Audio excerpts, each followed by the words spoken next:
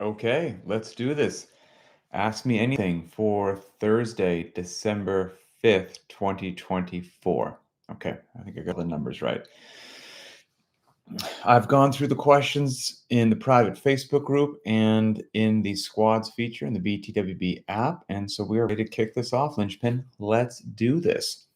Before we kick it off, of course, I've got 3 shout outs for just kudos, if you will, screenshots that I took from people in the private group, just some recent athletic accomplishments. And so, good morning, Melanie. How are you?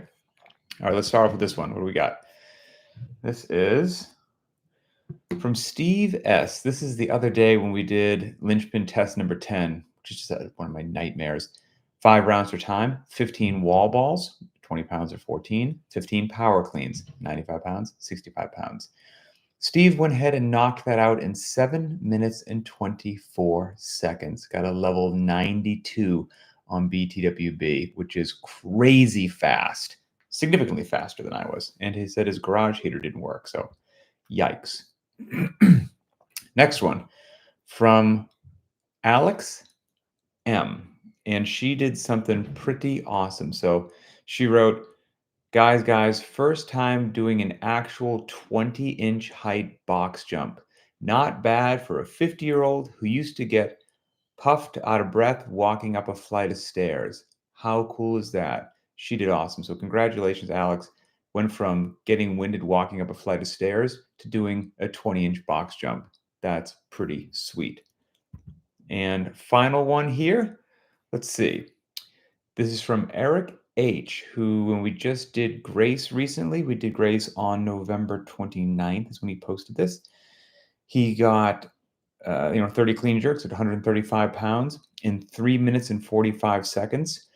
And he wrote, Linchpin just plain works. So that time he got of 3 minutes and 45 seconds, about a week ago, that time compared to the previous time that he did Grace was an improvement of 3 minutes and 23 seconds. He got 3 minutes and 23 seconds faster on Grace. So that's crazy. Congratulations, Eric. And yeah, I like to think Linchpin works as well, but let's also not muddy the waters here. All of you are obviously doing the work. If you're not doing the work, it ain't gonna work. So Linchpin works if you do. And obviously, all of you are putting in the work. So great job. Okay, let's hit the questions. We got a bunch of good ones today, and I won't dilly-dally. Let's see. First one from Josh D. Okay, if I can't do a workout one day, for example, on a Saturday, can't work out on a Saturday, is it okay to add the workout or some of the movements to the end of another workout, say Friday, or should I just skip it? So he's saying, hey, I'm not going to get to work out on Saturday, and I know that. I see it coming. So on Friday, should I beef up Friday's workout a little bit and add some of what I'm missing from Saturday on there, or should I just skip Saturday's workout? It's a great question. I kind of think it depends upon what the 2 workouts are. So as you develop your strength and conditioning IQ, your fitness IQ, and you could identify loadings, rep ranges, and particularly like gross movement patterns, it'd be wonderful, not all the time, but if you could hit most gross movement patterns a couple times during the week. So depending upon what the workouts are that you're talking about, if maybe the workout you're going to miss on Saturday was going to be the second time of the week going below parallel, maybe you could get some go below parallel in, somehow find a way to make it work on Friday's workout, or maybe it was an upper body pull or whatever it happened to be. But it just depends upon what the workouts are and what your schedule is and how frequently this happens to you. If this is an infrequent thing, you're going to be fine missing a workout every now and then. If this happens every week, well, that's a different story. I'm thinking, let's say that Friday was 7 sets of 1 deadlift and Saturday was going to be Cindy.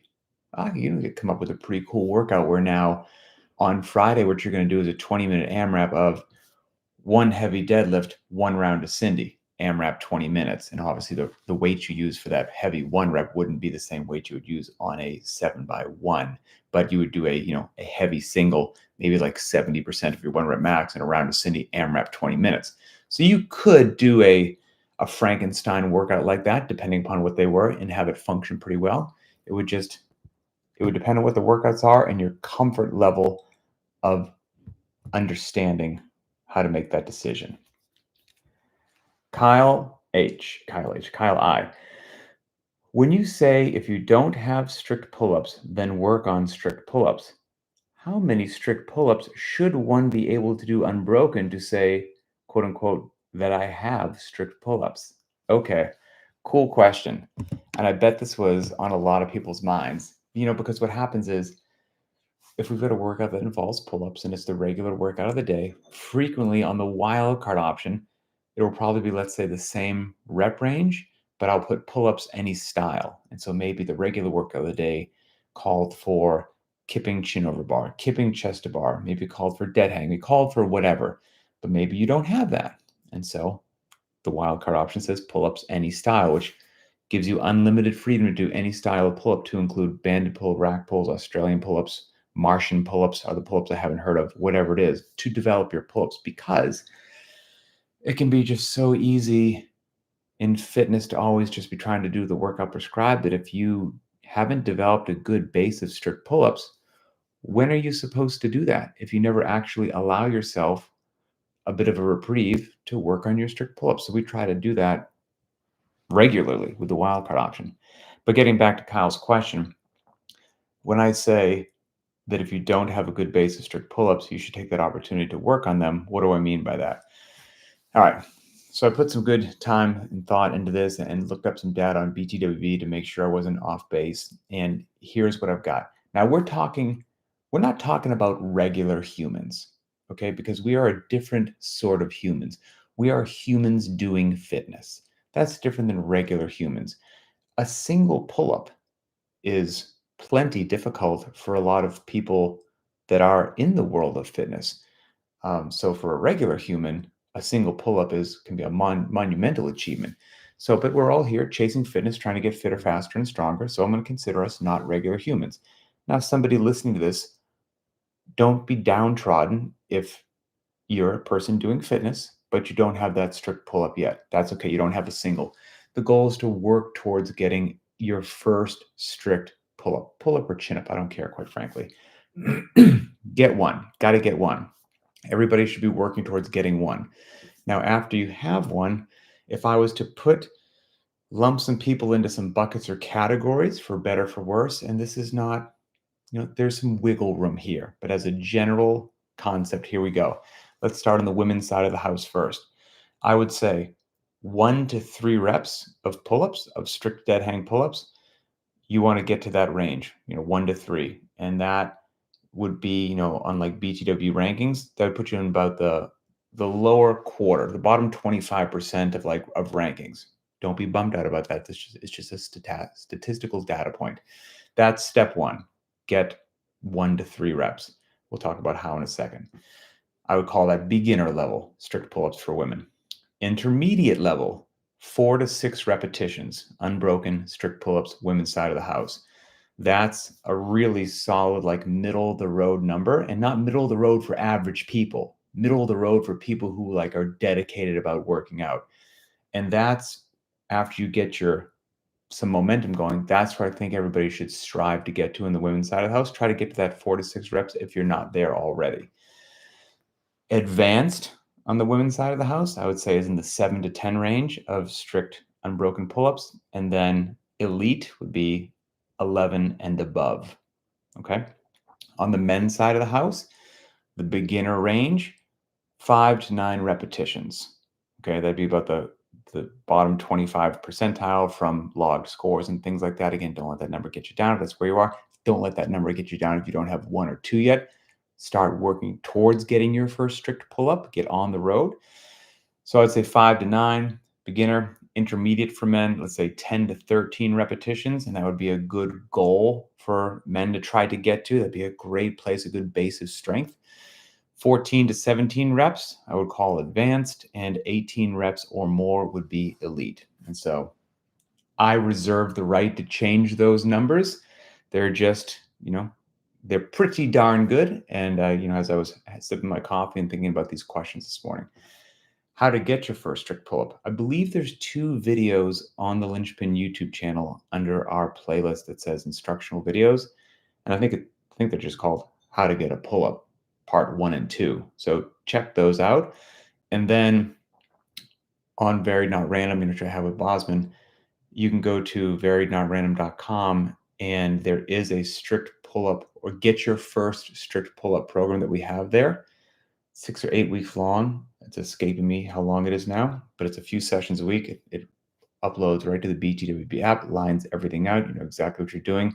And I will say that's probably overwhelmingly so the most popular one that we have, because getting your first strict pull-up is a really big deal and a cool accomplishment for a lot of people, and people have had tremendous success with that. So go ahead and check those resources out. But that's what I mean when I say you should have some strict pull-ups. Work towards getting those intermediate numbers that I just said there.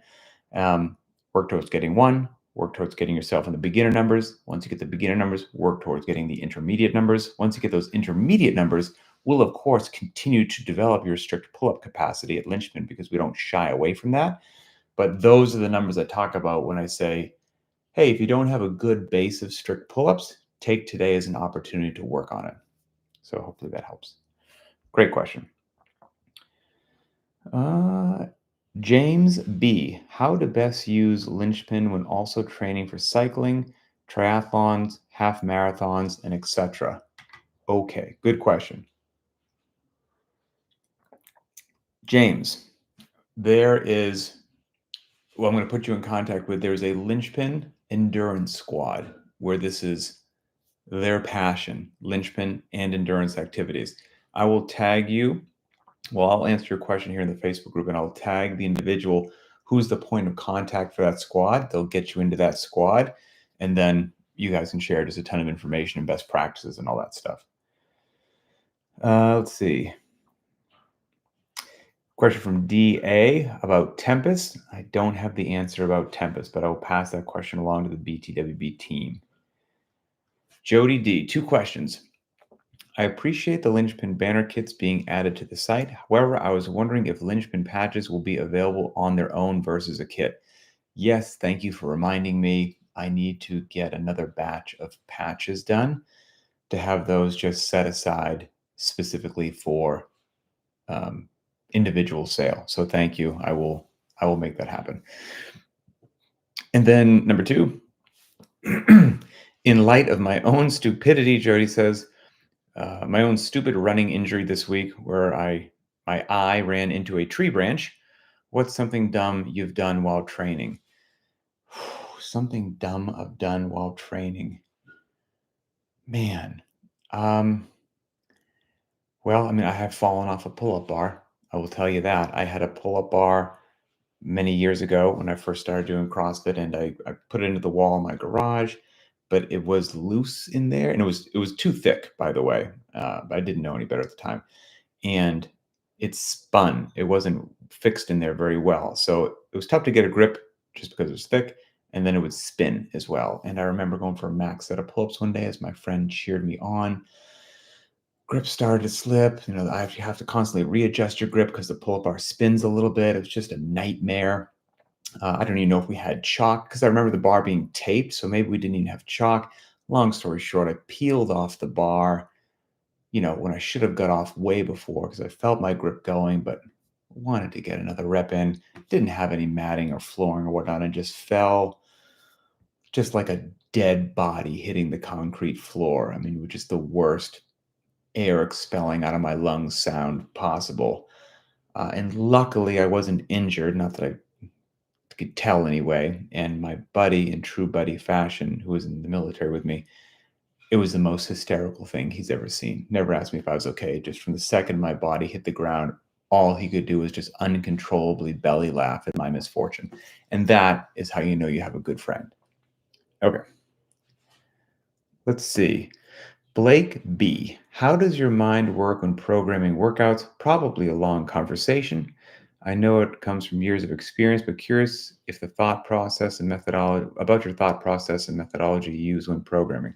So, and Miranda, thank you for reminding me something when you replied to his question, because she says that there are two very not random episodes that we did specifically on how to program. So you should go to Very Not Random and search for those two ones on how to program workouts. But then if you really want to take a deep dive, you can go to CrossFitLynchpin.com, and in one of the tabs at the top, there's a tab that says ebook.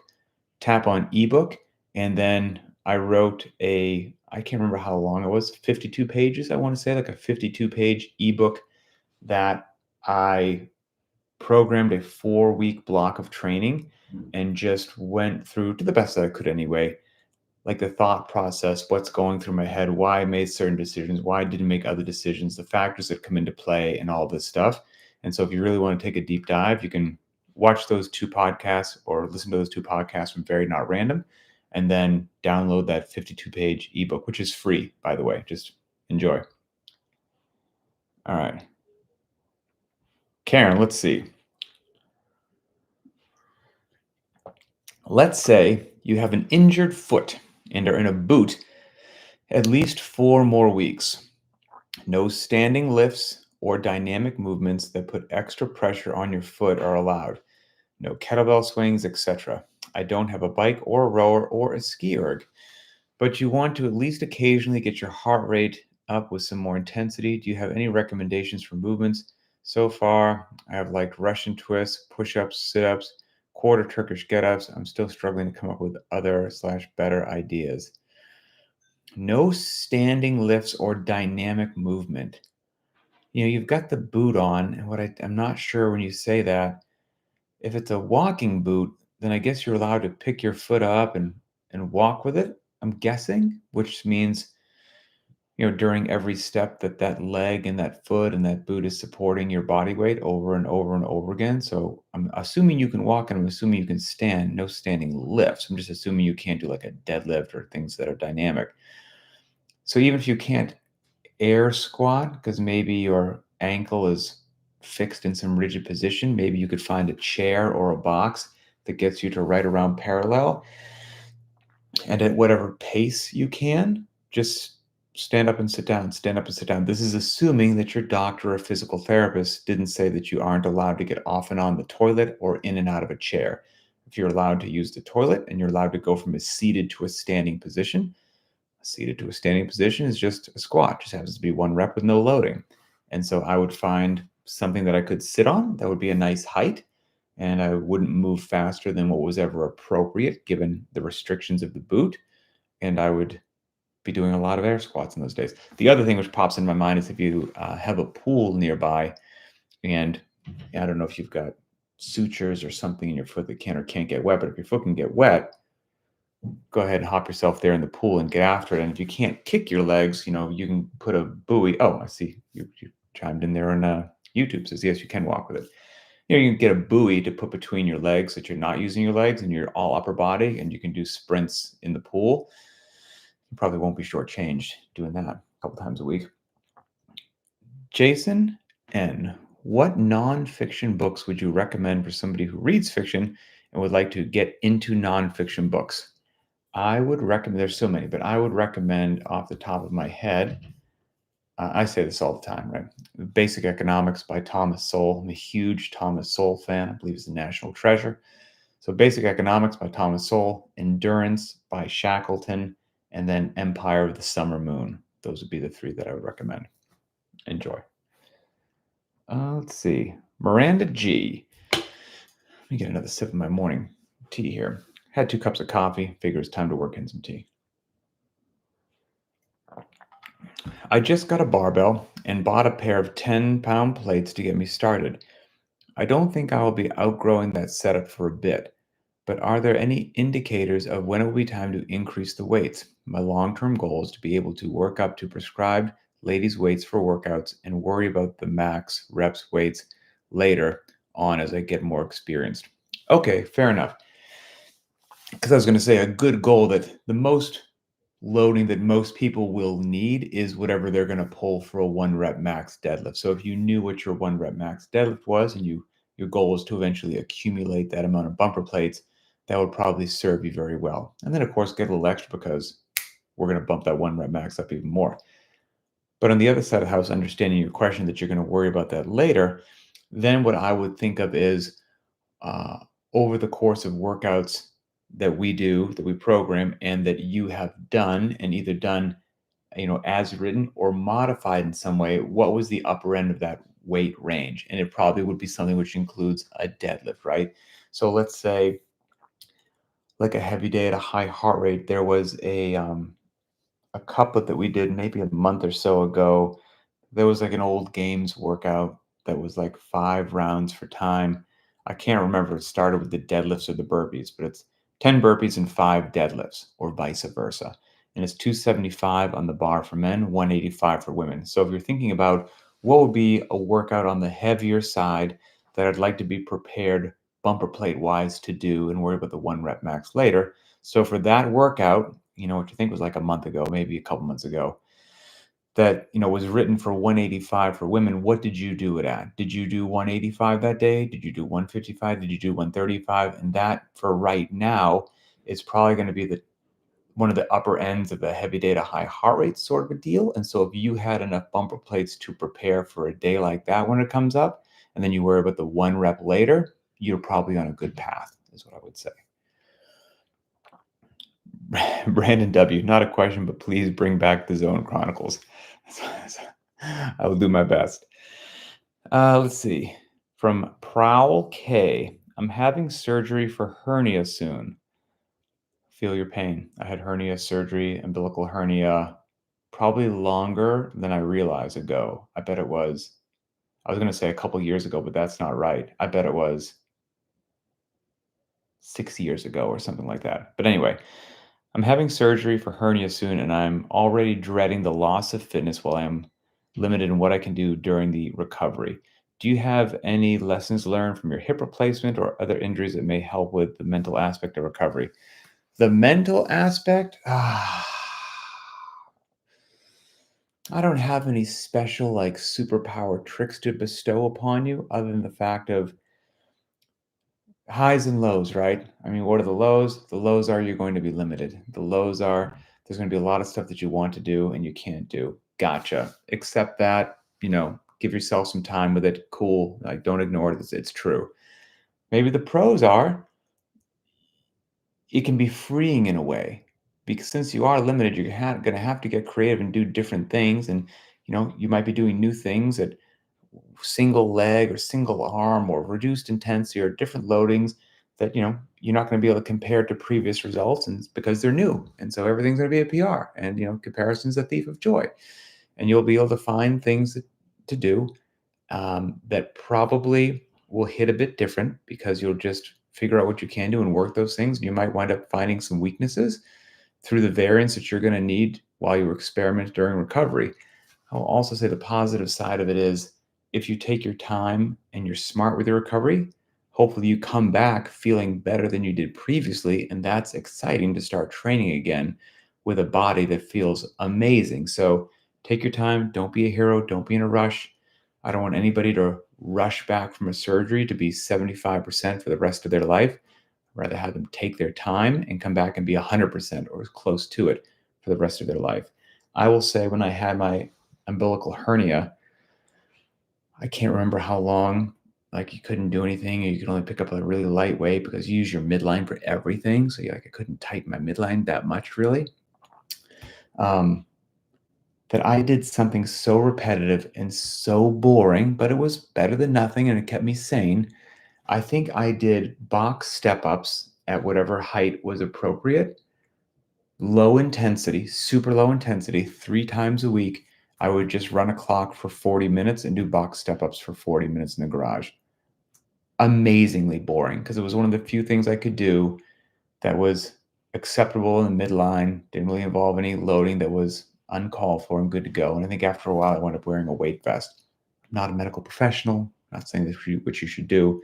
I'm saying that was helpful for me.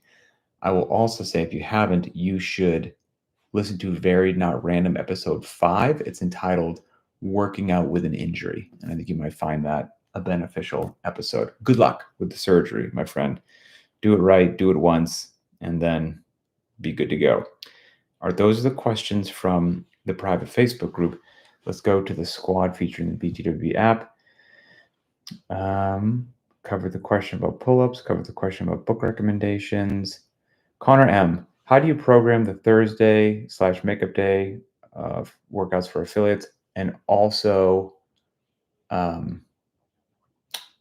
was I just going to say? On Sundays as well. So affiliates get stuff 7 days a week because you never know when people are going to come in. And the short answer to your question, Connor, is we program basically the same way that we program all the other days, looking at gross movement patterns from, pulling off the ground or hinging at the hip or pressing, going up overhead, pulling upper body, going below parallel, the whole 9 yards, time domains from short to medium to long, to loadings, to the, all that kind of stuff. And then the thing that is challenging for the Thursdays and Sundays is, the most challenging thing about programming for an affiliate when it's 7 days a week is, you don't know when people are going to come in. So they might miss this day, they might miss that day, they might be sporadic, they might, if there's one heavy day a week, they might miss it. If there's 2 heavy days a week, they might miss it. If there's one running day, they might miss it. If there's one pull-up day, they might miss it. So, I'm not afraid when we're doing the Thursdays and Sunday programming for affiliates, if one of those becomes the third time that a gross movement pattern happens that week. So maybe on the individual side of the house, which is Monday, Tuesday, Wednesday, Thursday rest day, Friday, Saturday workout days, Sunday rest day, and then we program in Thursdays and Sundays for gyms.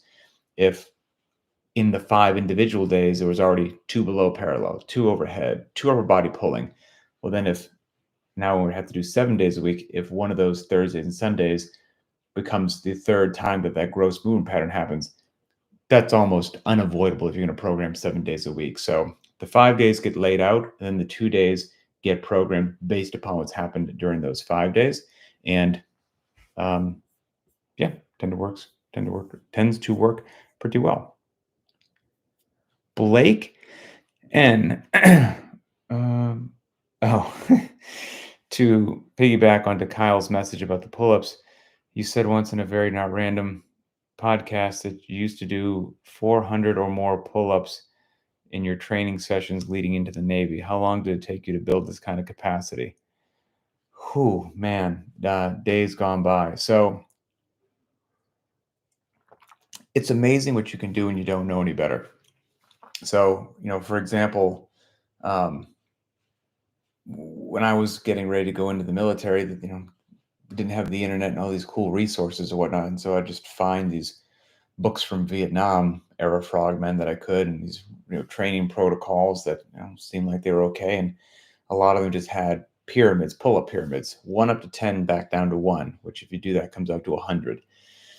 And they would have the training sessions be like, 1 up to 10, back down to 1 with pronated grip, supinated grip, like pull-ups and chin-ups, and then like commando pull-ups they're called, and like behind the neck pull-ups. So 4 different styles of pull-up.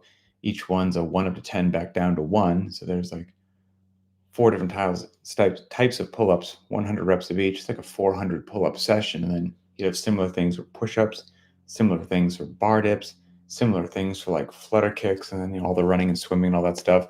How long did it take to build up to that? I can't give you an honest answer. It's been so long, but I will say probably a few years, I would say, because I started training in my sophomore year in high school. Probably wasn't the most sophisticated training, but that's when I did start training kind of in earnest and taking it seriously and doing my research. And those pull-up workouts that I remember, those took place in college. So there was at least a few years leading up to that. So let's just say 3 to 4 years to get there. And yeah, I got really, really, really good at pull-ups. Never met a pull-up that I didn't like, quite frankly, especially during my time in the teams. But the downside of that is I do believe that is why I've got some of the neck and upper body and horrible overhead shoulder mobility that I have today is because I so overdid one particular area that more was not better. So kind of it is what it is. Let's see. From Sebastian. You say that you don't really miss workouts on sick days or recovering from sickness. I get scaling for an injury where I work around the injured body part. How do you scale for sickness? I have young kids and they bring home everything. I hear you, brother. I hear you 100%. I have young kids and they bring home everything. I am not sick just once a year like it used to be. When you have a cold every 8 weeks and it stays for a week and a half, that adds up. We are on the same page, my friend. I hate missing workouts that much, but I don't know how to scale for sickness. Okay, here we go. Once again, my disclaimer. I am not a medical professional. I'm not going to tell you what you should do. I will simply tell you right now, as if we're two friends talking over a cup of coffee, and you ask me what I do. I'll tell you what I do. Because we've got 3 kids, and our little one's, 3.5 years old, and she's in daycare, and it is a germ factory. And and we've got 2 older boys. Our middle child right now is sick. He's coughing up a lung. I've avoided it so far. My wife, Emily, for the last 2 days has had what might be the beginnings of strep throat, probably based upon our middle son coughing for the last 5 days in the house. It hasn't hit me yet. It hasn't hit our older child and it hasn't hit our youngest. But as we all know, you think that you missed it. And then just when you think you're outside of its range, you start to get that tickle in your throat or your nose starts to run. You start to develop a cough. So it's probably coming for me. And kids being wonderful, it's probably coming for me because if you're run down and tired, you're probably more susceptible to that. I had plans last night. My plans were to sleep through the night and get some great sleep. My daughter, at 3:45 a.m., had different plans. She yelled out for me. I, went into her room and she was crying. She had a little bad dream. So we took care of that for a while, got her feeling good, set her back down. She fell asleep like that. And I never fell asleep again. I was just on my computer doing work from about 4:15 on after I lay down for 30 minutes wide awake and realized I was never going to go to sleep again.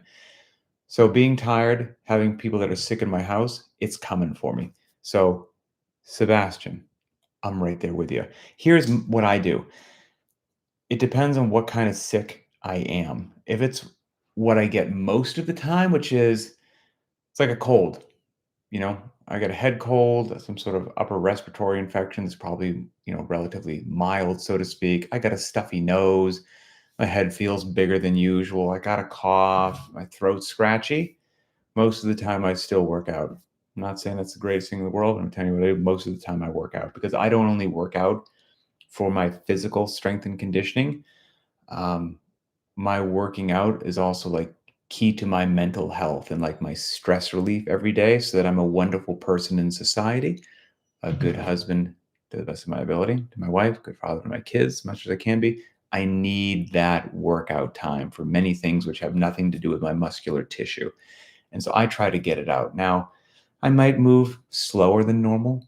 I might knock down the loading, something like that. Loading and intensity are probably the 2 things that I would reduce if I'm not feeling well and just get out there and just move. And I've been doing that for a long, long, long time. And it works really well for me, quite frankly. I don't worry about my old times or PRs. I just do what I got to do. Now, if the sickness is nauseous, stomach sickness, you feel like you might puke, your stomach's doing flip flops. You don't want to be further from a toilet than you have to because something might be coming. During those times, which luckily are less frequent than just kind of feel like I have a cold, I don't work out during those times. So it depends upon what the actual nature of the sickness is, and then I modify according to that. So yeah, hopefully that helps. All right. Well, I appreciate you, everybody. What is today? Thursday, rest day for most of us. Have a great day. Keep being cool to one another, and I will see you online. I'll see you tomorrow in the private track and the Facebook group and all that good stuff.